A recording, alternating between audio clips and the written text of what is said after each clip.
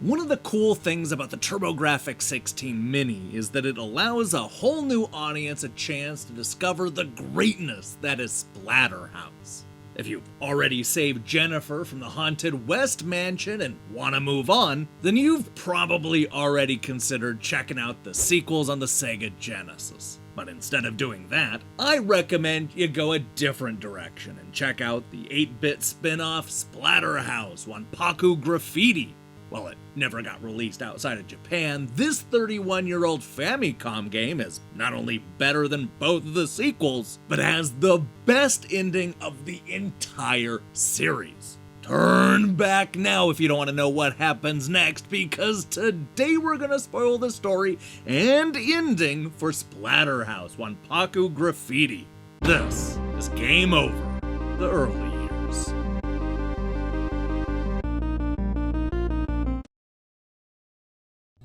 Splatterhouse Wanpaku Graffiti was released a year after the arcade game, but this is not a sequel. That said, I wouldn't blame you if you're a little confused about the timeline, because the whole thing is just complete nonsense. It starts out with Jennifer crying over the grave of her dead boyfriend Rick, who seemingly comes back to life after lightning strikes his casket. Unfortunately, he's neighbors with the Pumpkin King, who also rises from his grave in order to kidnap Jennifer. Now it's up to Rick to get her back. But hang on, let's go back to that casket thing. Look, I know what you're thinking. Where the hell did Rick get that terror mask? And who's the psychopath that buried an axe with a dead body? And also, why is Jennifer in a graveyard in the middle of the night? And seriously, why is Rick buried next to a giant pumpkin? Well, believe it or not, the ending is actually going to explain all of this, but I'm not sure you're gonna like the answers. Let's forget about all that for now, because Rick has an entire graveyard to fight through. It's filled with crosses that want to impale our hero and grave sites filled with spikes. Yikes!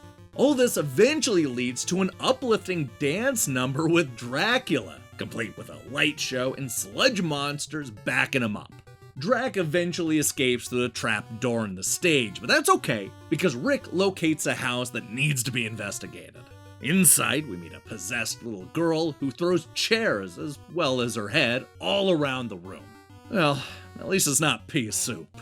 With the little girl defeated, it's time for Rick to get out of this creepy house. Unfortunately, it's filled with spikes, weird platforms, and this possessed kitchen where the oven, knives, and even a chicken are all trying to kill our undead hero. The good news is that we found our way out of the house, but the bad news is that it's through the sewer filled with giant leeches. And if that wasn't gross enough, some of the leeches drop candy. Ugh, who wants to eat candy that comes out of a leech? Hey, look, Rick managed to climb out of the sewer, which seems to take him down a deserted residential sidewalk. Wait, did I say deserted? Because what I meant to say is that the street is filled with killer pumpkins. Man, they're really taking this Halloween theme seriously. I'm starting to wonder if I actually made a mistake by running this episode in June. Oh well, I'm too far to stop now, so let's just walk into another haunted house and keep the story going. This is a genuinely freaky place full of skeletons on the wall and shackles everywhere.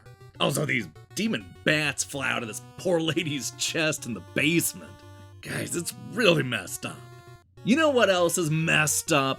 The next house over is owned by this Jeff Goldblum looking dude who has seemed to have built a teleporter. But uh-oh, what comes out the other side is looking a whole lot like a fly.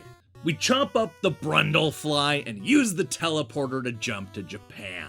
And yes, I am aware that that's not the way that teleporters work, but you should really just go with me on this one. I promise, just stick with me. So get this, in Japan we meet up with this giant woman who gives Rick a crystal ball. I mean, that doesn't mean a whole lot right now, but you'll see why it's important when we get to the ending. Speaking of which, there's no reason to delay, so let's watch as Rick terrorizes the campers at Diamond Lake, which ultimately ends with a fight against this shark, naturally. When he finally gets out of the water, Rick makes his way through the haunted forest and toward the giant hell house in the distance. He has a good feeling that that's where Jennifer is being held, so our masked hero climbs up a mountain and walks over this old creaky bridge in order to get to the front door. It's all come down to this. Once inside, Rick discovers that there's something weird about this house. For one thing, the doors lead to different parts of the world, like this weird Egyptian pyramid. It's here where we find Cleopatra, of course, and she gives us another crystal ball. Guys, I assure you that all this is going to make sense in just a couple of minutes. We're also given the path to the Pumpkin King, who's been patiently waiting for us deep inside the Hell House. This is Rick's last chance to finally get revenge and save Jennifer, who I have to imagine is still at least in a little bit of shock that her boyfriend is back from the dead. The two battle it out to the bitter end, and this is what happens next.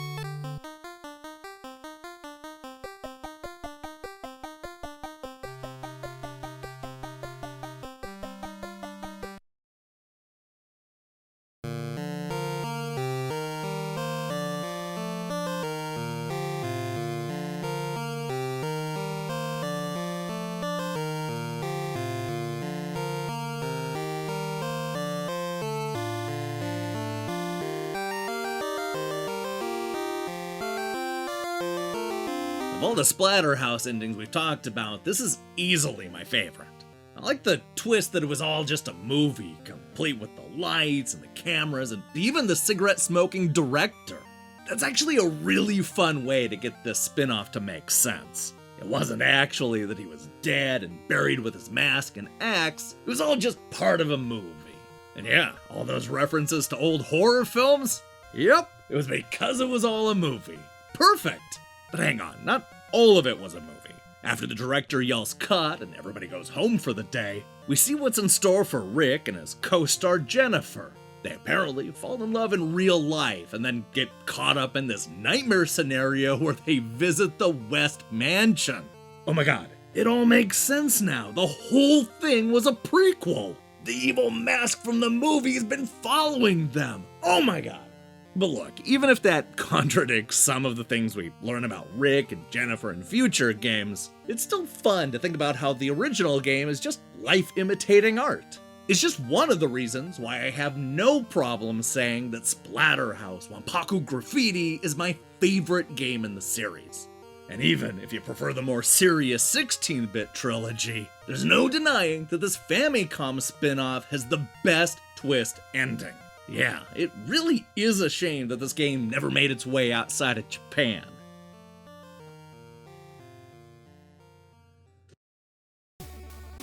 Hey, thanks for watching this episode of Game Over, the early years. If you liked what you saw here, then you should know that we post new episodes almost every Monday. And here's the question I have for you. What is your favorite old-school horror game? Oh boy, there's so many to choose from, but I would argue that this Splatterhouse game is strong competition. Let me see your picks in the comments below. Hey look, we're only a few episodes away from Game Over number 100. What do you think we should do to celebrate? Is there a game worthy of being number 100? Let me know. We'll be back soon with more stuff, so I strongly recommend you click that subscribe button and support what we're doing here. Until then.